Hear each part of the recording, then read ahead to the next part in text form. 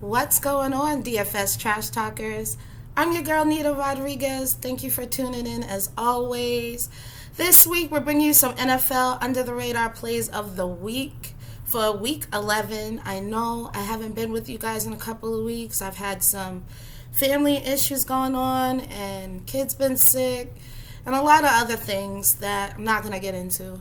But hopefully this week I can hook y'all up with some under the radar GPP plays, and we'll get it popping like we always do, and hopefully get those takedowns. So this week I'm bringing you 3 under the radar plays that can go for both sites, DraftKings and FanDuel. They're flying under the radar because there's a lot of value on the slate. So with that being said, the first game that we're going to kick off with, the first play that we're going to kick it off with is Derek Carr at QB. He's 5,900 on DraftKings, and he is 7,200 on FanDuel, making him a decent under-the-radar GPP play. Okay, he's projecting about 9.8% on DraftKings and 8.5% on FanDuel. Over the last 5 weeks, he's thrown for 35, 27, 34, 46, 35 pass attempts. And that's mainly because they've been down. Not saying that they're going to be down this week, but I believe that he's going to be in a shootout with the Bengals. And the Bengals defense, they're a bottom 5 defense, you know. They have their good weeks, but they have plenty of bad weeks. And I think Derek Carr at 5,900 on DraftKings is a great play. He's, like I said, he's facing a bottom 10 defense. They're giving up 2,300 passing yards through the air. So I feel like you can pair him with his receivers, who are probably flying under the radar as well. But there are other under the radar plays at wide receiver that I'm going to give you. So put Derek Carr in your lineups for GPP at 5,900 for DraftKings and 7,200 for FanDuel. Moving along, we have running back, and the reason why I'm choosing this running back is because there is plenty of value chalk on the slate, and I'm choosing to be different this week with some of the running backs. Well, not all of them, but one running back that you should pay up for is Ezekiel Elliott. Ezekiel Elliott is 7,700 on DraftKings and is 8,500 on FanDuel. He's projected for 4.9% on DraftKings and 2.8% on FanDuel. Kansas City's given up the 10th most rushing yards to running backs this season. But over the last 4 weeks, Kansas City has tightened up. They're in the middle of the pack and giving up touchdowns on the ground. And they, like I said, over the last 4 to 5 weeks that they've been tightening up, they've only been allowing the 8th least fantasy points to running backs. But don't forget that Ezekiel Elliott does catch passes out the back. So he should be able to fare well on PPR sites, especially if he's going to be catching, which he should catch at least, or should have at least 4 targets minimum. And his rushing attempts are still there. Even though Pollard's in the mix, he still has rush attempts of 21, 17, 16, 10, 14, plus 3 to 4 receptions. So we can still use Zeke. The reason why he's, again, flying under the radar is due to the value and because there is some great wide receiver action on the slate this week. Our third under the radar play of the week and final play is going to go to Justin Jefferson. I think I've had Justin Jefferson a few times. I think this is like his 3rd time on under the radar, but he keeps flying under the radar.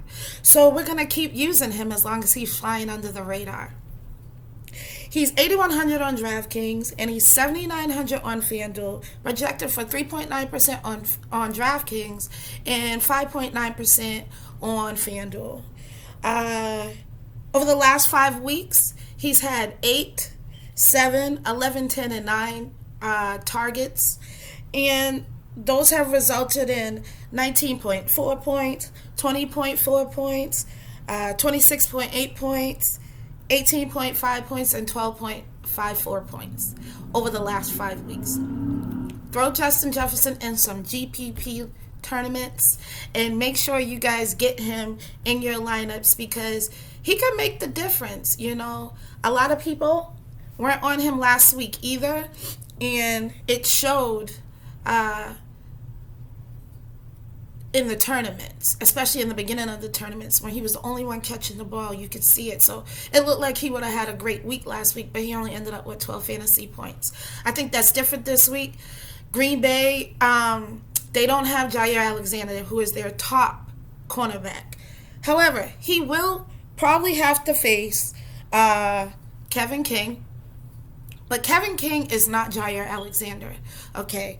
And Kevin King is on the right side of the field 75% of the time, whereas Jefferson is in the slot at least 30% of the time, on the left 30% of the time, and on the right 30% of the time. So he's not gonna face King the entire series. So we can load up on Justin Jefferson for that low-owned GPP play. Only person we gotta worry about probably be Kirk Cousins, but you never know. So those are our plays. I'll run them back for you. Our QB was Derek Carr. Our running back is Ezekiel Elliott. And our wide receiver is Justin Jefferson. Put all three of them in your tournaments. Make sure you get them in. Make sure you lock them in. They're flying under the radar. They're under that sub percentage, that 10% that we're looking for. More so, make sure you're checking your lineups come Sunday, and that way you can make sure they're still under that 10%.